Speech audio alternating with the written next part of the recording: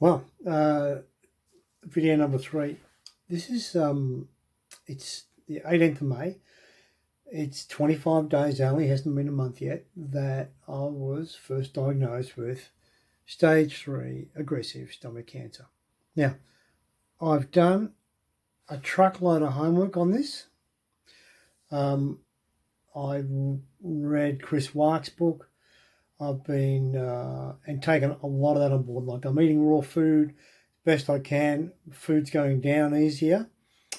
And I've done a lot of journey work as well, which is internal.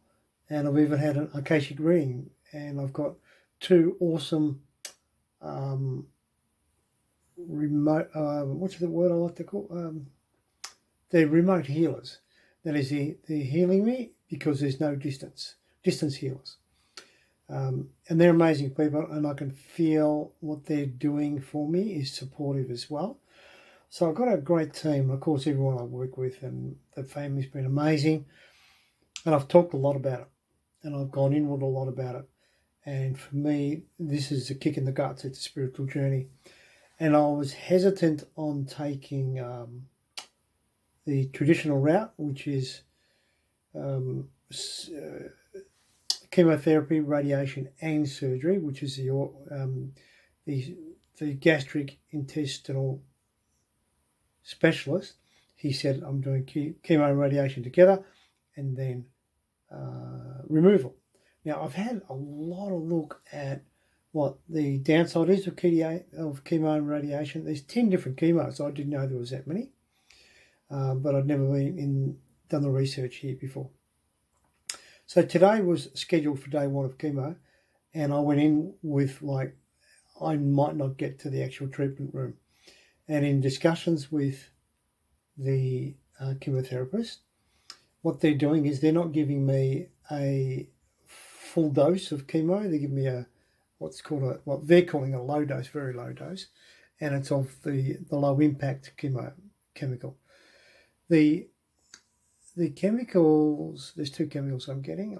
I'll fill you in with the name later, but the 2 chemicals I'm getting are fairly low.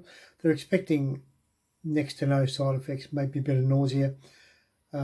So the main question for me was, if perchance cancer develops somewhere else at a later date, in 10, 20, 30 years from now, would chemotherapy still be effective? And they said, yeah, with the low dose they're getting, the chemo would still be effective. So it's a potential option, and I've got to run both. So I decided in that moment, because I also said that, when I looked at some of the side effects were that I couldn't be around children or small children or pregnant mothers. And my daughter Sarah is about to give birth to my very next grandchild. So that was a swinger for me. And she said, no, it's that low. It's not going to affect anyone or anything. You might not even notice any effect in you. So I decided, well, I'll continue my inward journey. I'll continue to eat as close to raw as I can, so I'm not feeding the cancer. And I'll take this low dose therapy, and in conjunction with the radiation. The radiation, it's not 100% radiation. It's probably about a 40% radiation. So knowing that it's 40%, again, it's not going to cause my internals much damage at all. It's designed to shrink. And then I'm pretty certain with the chemo, low dose, with the low beam on the radar, on the radiology, then I think with my internal work, we could just about make this disappear. But I'm going to go by the facts and figures, and the facts and figures don't lie. Even a couple of nights ago, I still struggled to get food down, so that was the indicator for me that it certainly wasn't as bad as it was when they said I have got the cancer. So I knew that some of the Chris Wark I was doing worked, some of the journey work with Brandon Bays worked, and some of my own internal meditation guided by the spiritual remote healers were working. So that definitely works. I'm not dismissing anything. So I'm running everything together. I'm running in parallel, and my aim is to be cancer free in September, and that's it. and I'm getting the lesson. The lesson is get in touch with what's going on with me internally. And I can see myself once mastering this. Well, I don't think anyone really masters it. Once on my journey, then I'll share my journey with others to be able to assist others, because surely I am not the only person in Melbourne with something like this. Surely. Let alone this country, Australia, and in the world. I'm going to reach out and see who needs assistance with this, and just offer what I've learned in my discovery. So it's cancer is definitely not a sentence. It's just a word.